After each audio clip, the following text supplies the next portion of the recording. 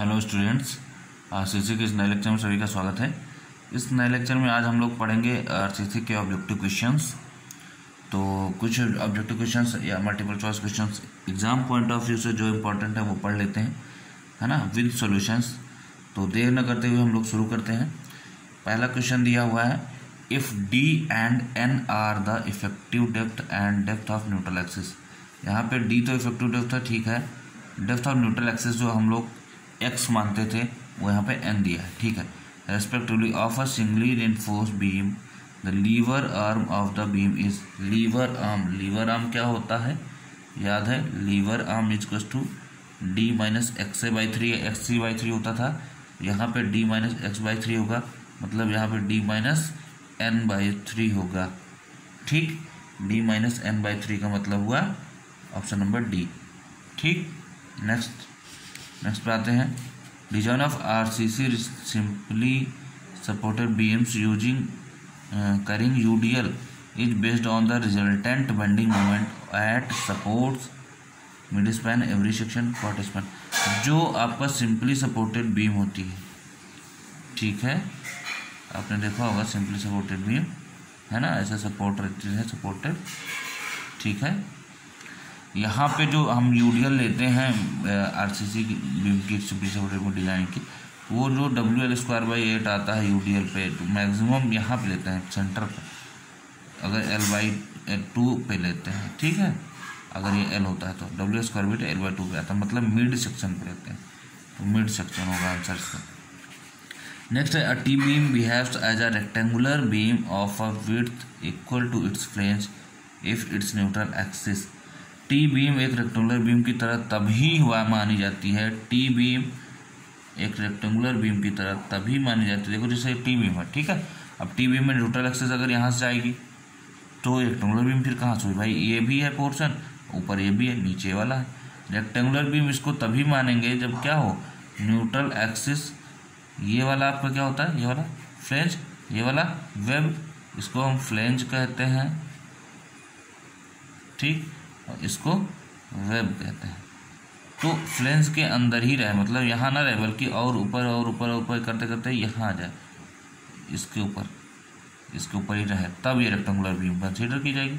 अगर ऊपर आ गई तो ये रेक्टेंगुलर बीम कंसीडर की जाएगी, ठीक है। रेक्टेंगुलर बीम तो यहाँ भी है, रेक्टेंगुलर बीम तो यहाँ भी है, लेकिन ये रेक्टेंगुलर है, लेकिन ये वेब का है ना, ठीक है। तो T beam behaves as a rectangular beam of a width equal to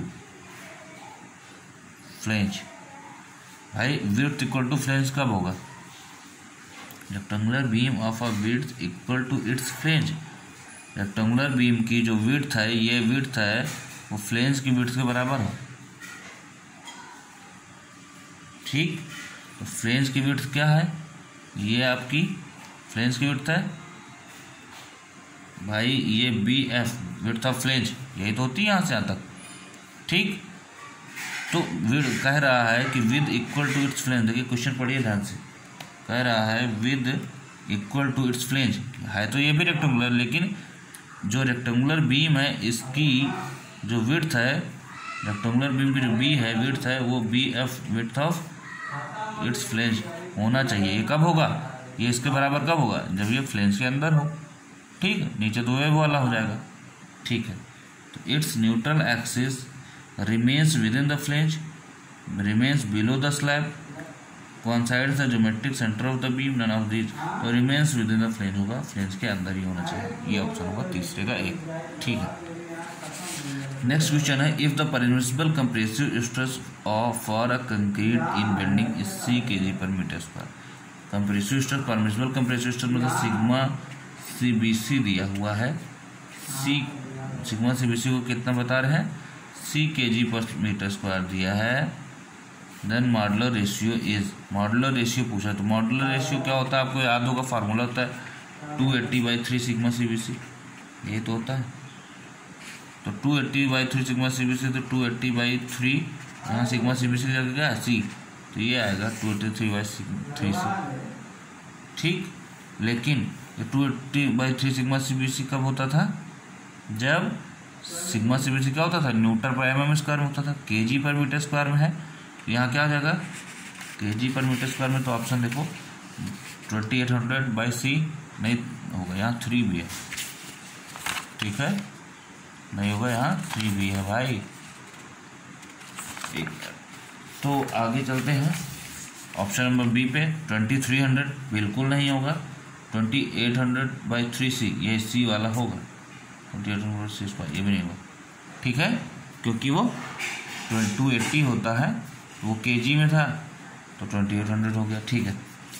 next आते हैं, a singly reinforced concrete beam of width 25 centimetre, depth effective depth दिया, मतलब बी दिया है 25 सेंटीमीटर, इफेक्टिव डेप्थ दिया है 70 सेंटीमीटर, कह रहा है स्टील दिया है एरिया इतना, मतलब एरिया ऑफ स्टील दिया है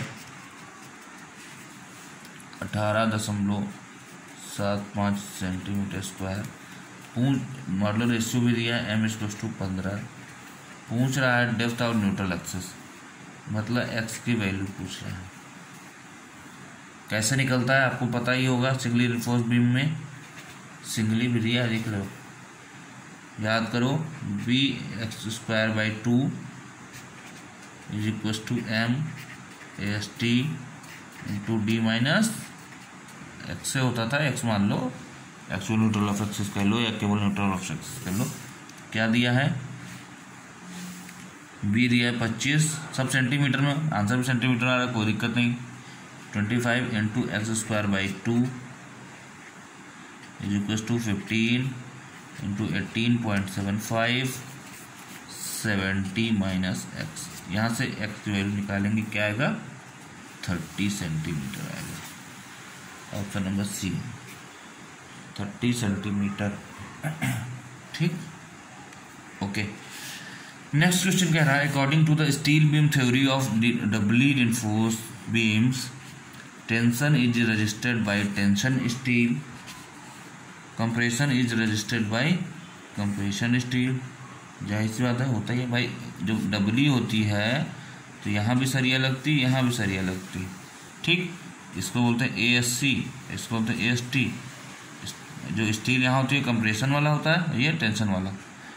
stress in tension steel equals to stress in compression steel, भाई यहाँ का जो स्ट्रेस होता है और यहाँ का स्ट्रेस होता है, C = T करते ही करते हैं, ठीक, मतलब तीनों चीज़ें सही हैं, तो ऑल ऑफ द एबव हो गए।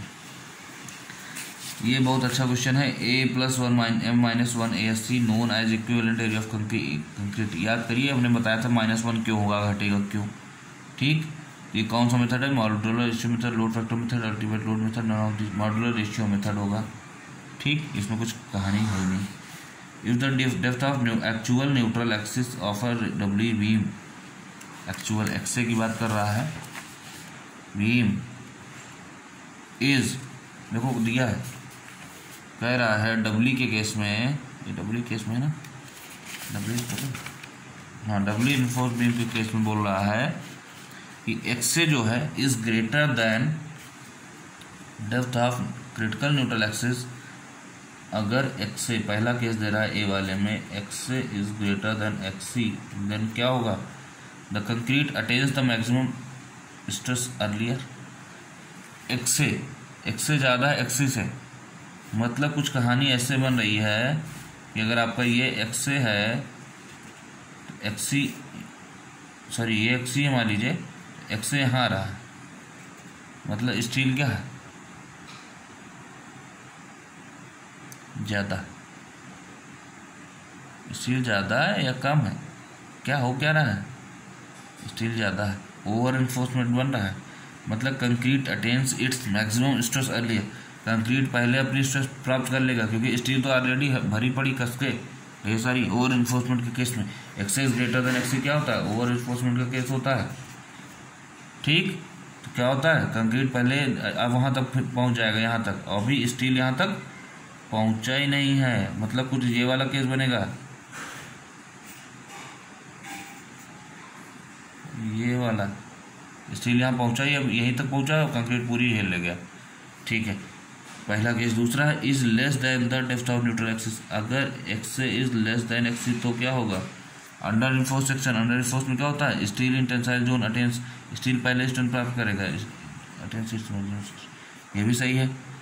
इज इक्वल टू, तो अच्छा x is equal to x ही होगा तो क्या होगा, critical neutral axis the concrete and steel attains simultaneously, दोनों साथ साथ पाते हैं स्ट्रेंथ, ऑल ऑफ द सही है, सब सही। नेक्स्ट क्वेश्चन कह रहा है if the modular ratio is m, steel ratio is r, steel ratio क्या है पता नहीं, देखते हैं। Overall depth of a beam is d, overall depth इन्होंने डी दिया, जो क्या इफेक्टिव डेप्थ होना चाहिए फिलहाल, है ना, इफेक्टिव डेप्थ, ठीक है। The depth of critical neutral axis of beam is, x c पूछ रहा है, एक्सी की वैल्यू क्या होती है याद करो, के इंटू डी, के क्या होता है m sigma c b c upon m sigma s t into plus sigma c b c plus sigma s t into d होता है। ध्यान से देखो, यहाँ से ना, यहाँ से सिर्फ इतनी की अगर हम बात करें, डी भी छोड़ दे रहे हैं, तो यहाँ से sigma c b c common ले लो, एम अकेले बचेगा अपॉन यहाँ से भी कॉमन लो, m plus sigma s t by sigma c b c हो जाएगा, बाहर सिग्मा सी बी सी बचेगा, यहाँ सिग्मा सी बी सी है ही है, ये काट दो, देख रहे हो, यहाँ से sigma c b c common लेके, कॉमन लोगे तो sigma s t by sigma c b c आ जाएगा, ये काट दो, इंटू डी कर दो, ये आएगा m upon m plus sigma s t sigma c b c को अगर आर लिख दें तो ये आ जाएगा इतना, ये कहाँ आ रहा है, m upon m plus r, m upon m plus r आ रहा है ये बी में, ठीक, बी वाला सही। आर क्या है, स्टील रेशियो, स्टील रेशियो यही होता है sigma s t by sigma c b c, steel ratio होता है सिग्मा एस टी, स्टील है upon sigma c b c, मतलब जो स्ट्रेस है स्टील का अपॉन कंक्रीट का स्ट्रेस, ठीक है, तो वो था हमारा क्लियर। चलिए नेक्स्ट क्वेश्चन पे चलते हैं। According to steel beam theory of doubly reinforced beams tension, अच्छा तो रिपीट करिए क्वेश्चन ही, ऊपर वाला डी होगा इसमें, 25 सेंटीमीटर विड्थ था 70, ये भी रिपीट कर गया है, 30 सेंटीमीटर होगा, दो क्वेश्चन रिपीट हो गए। ये क्या है, depth of neutral axis of balance section is given by, balance section में क्या होता है, बैलेंस सेक्शन में याद करिए यहाँ टी बाई एम नहीं होता, यहाँ sigma s t by m होता है, टी पूरी स्ट्रेंथ वहाँ तक पहुँच जाता है, और यहाँ सी नहीं होता बल्कि यहाँ सिग्मा सी बी सी होता है, ठीक, भूल गए हो तो याद दिला दें। बैलेंस सेक्शन में ये एक्स सी होता है, ठीक, और ये क्या होता है डी माइनस एक्स, यही तो होता है, निकालते हैं तो क्या होता था याद करिए आप, sigma s t this by this equal to this by this पूरा whole, sigma c b c by x c is equal to sigma s t by m upon d minus x c, ये तो होता था। कह क्या रहा है देखो,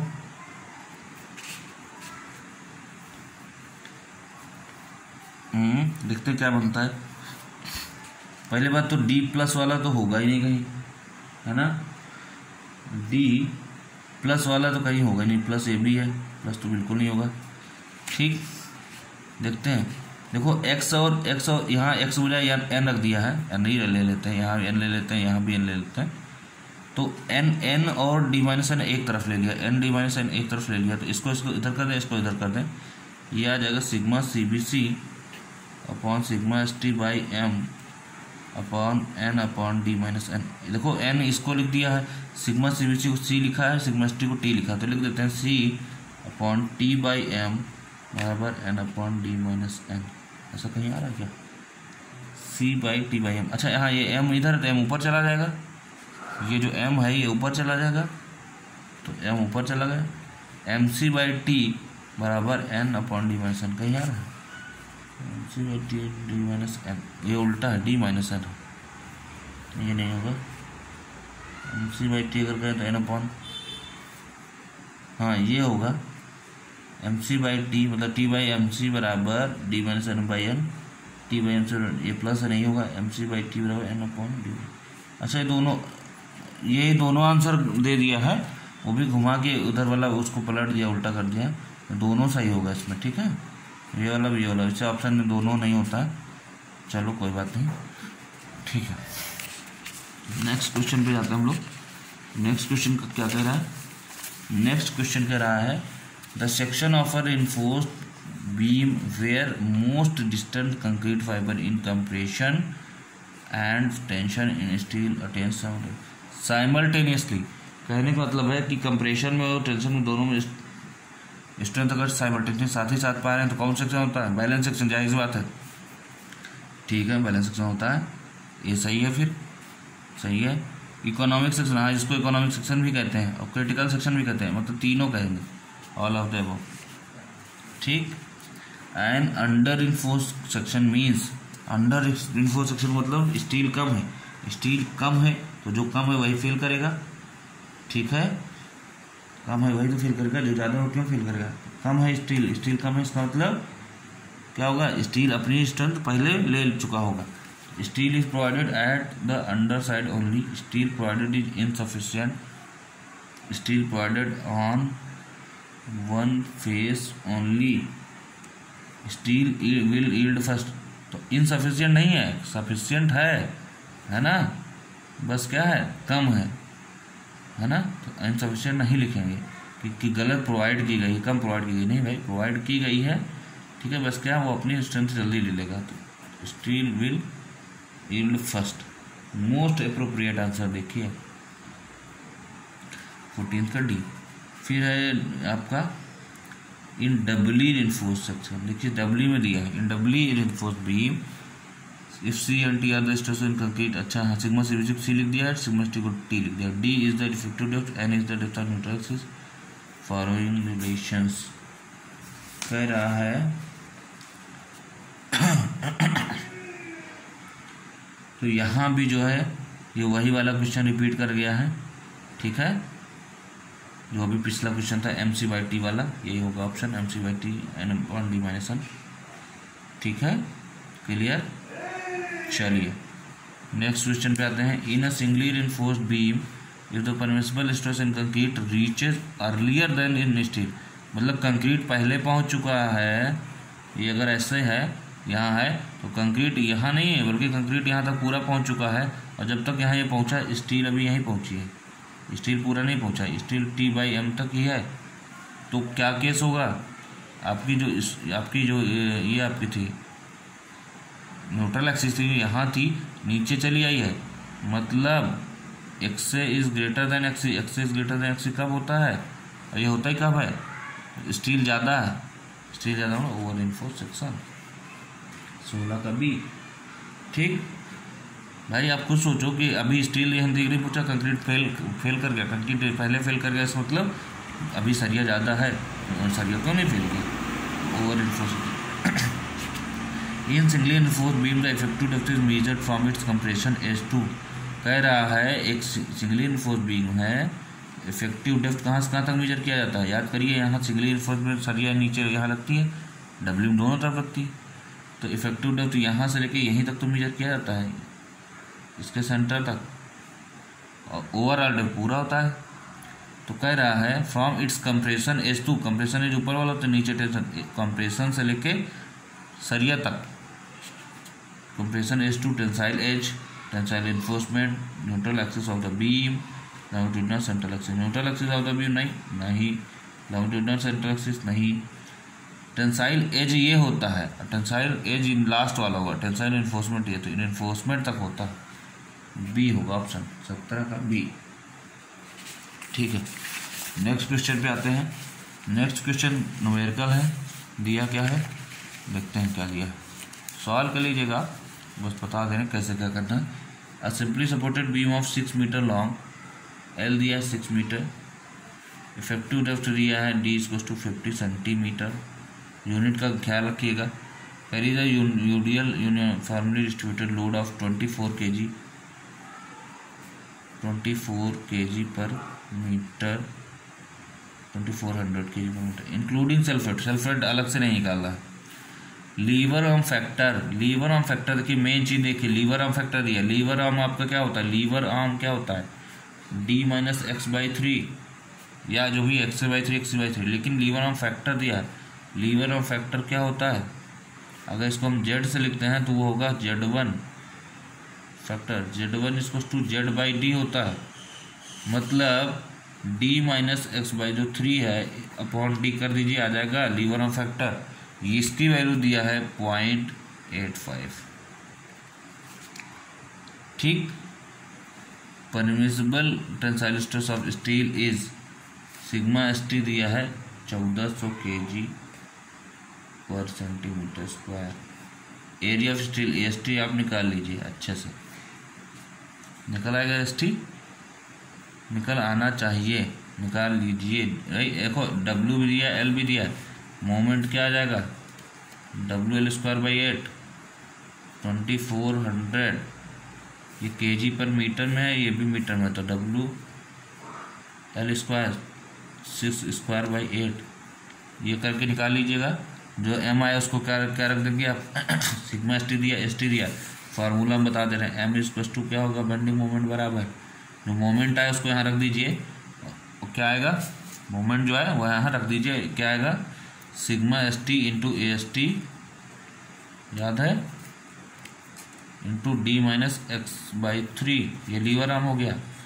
ठीक, यही वाला फार्मूला लगाइए। सिग्मा ST की वैल्यू दिया है 1400, D माइनस x/3 की वैल्यू दिया है 0.85D। ठीक है, AST निकालना है, फट से आ जाएगा भाई, D की वैल्यू दिया ना 50 सेंटीमीटर, AST निकल आएगा यहाँ से आराम से निकाल लीजिएगा। इसका आंसर आएगा 16 सेंटीमीटर स्क्वायर। ठीक है, 16 सेंटीमीटर स्क्वायर। क्लियर, चलिए बढ़िया। तो इजी क्वेश्चन आते हैं, आसान क्वेश्चन, कोई बहुत ज़्यादा टफ क्वेश्चन नहीं आता। ठीक है, नेक्स्ट क्वेश्चन पे आते हैं। If permissible working stress in steel and concrete are respectively sigma ST दिया है 1400, सिग्मा CBC दिया है 80 kg पर सेंटीमीटर स्क्वायर, kg पर centimetre square, modular ratio M बराबर दिया 18 in a beam reinforced in tension side and of width 30 centimetre, B दिया है 30 सेंटीमीटर, इफेक्टिव डेप्थ दिया है 46 सेंटीमीटर। लीवर आर्म पूछा है LA, लीवर आर्म क्या होता है D माइनस XC/3 या XA/3 जो भी है, कुल मिला क्या करना है आपको, D तो पता ही है, न्यूट्रल एक्सिस X निकालिए, उसका डिवाइड/3 कर दीजिए, X कहाँ से निकलेगा BX²/2 यहाँ से निकालिए। लेकिन हाँ, अगर परमिसिबल वर्किंग स्ट्रेस दिया तो यहाँ से नहीं निकलेगा, X क्या निकलेगा, XC की बात यहाँ कर रहा है, balance section M sigma CBC by M sigma CBC plus sigma ST into D निकालिए फटफट। सबकी तो वैल्यू दिया है, M दिया है, सिग्मा CBC दिया है, सिग्मा ST दिया है, D दिया है 46 सेंटीमीटर, यहाँ से XC आएगा, D माइनस XC/3 करिए, आंसर आ जाएगा। ठीक, तो 19 का आएगा 40 सेंटीमीटर D। ठीक है, पूछा कि what does RCC mean in construction. ये क्वेश्चन रेयर केस में कभी नहीं आता है एग्जाम में, है ना, लेकिन हाँ कहीं कहीं पूछ भी सकता है। बच्चे इतने कंफ्यूज होते हैं, कहीं कहते हैं रिइंफोर्स्ड सीमेंट कंक्रीट, कहीं कहते हैं रिइंफोर्स्ड कंक्रीट सीमेंट, है ना, कुछ लोग कंबाइंड सीमेंट बोल देते हैं, कुछ लोग कंस्टिट्यूएंट सीमेंट बोलते हैं। ठीक है, ओरिजिनल नाम इसका क्या है भाई, सीमेंट कंक्रीट पहले से था, रिइंफोर्समेंट और जोड़ दो तो reinforced cement concrete, reinforced cement concrete. ठीक है, ये 20 क्वेश्चन हो गए आपके, तो ये आप अच्छे से तैयार कर लीजिए इसको भी, और ऐसे ही हम आपके लिए क्वेश्चंस लाते रहेंगे, इंपॉर्टेंट क्वेश्चंस जो एग्ज़ाम के लिए इंपॉर्टेंट है एग्ज़ाम पॉइंट ऑफ व्यू से, है ना। इस तरह इतने जो है इजी क्वेश्चन आते हैं, है ना। अगर आप देखो न्यूमेरिकल भी दे रहा है तो फटाफट सारी वैल्यू दी आपको सॉल्व करके फटाफट निकालना है बस। ठीक है, तो चलिए ठीक है, इतना देख लीजिए, रिवाइज करिए और ऐसे ही ढेर सारे क्वेश्चन की प्रैक्टिस करते रहिए। तो मिलते हैं नेक्स्ट क्लास में।